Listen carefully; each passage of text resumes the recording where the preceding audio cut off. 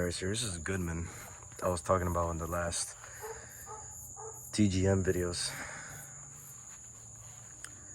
Yeah, there's actually 3 units in this property. I don't even know if they actually use this unit at all. Okay, it's got a rotary compressor. Brought up some motor. Oh God.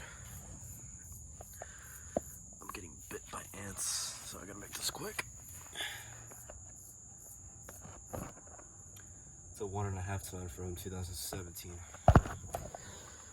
And this is a 14 seer. It's a little bit overgrown, but so far a good install for the line set. That Versatech disconnect box, that's what it has. But yeah, that's it for this video. Just a regular old Goodman.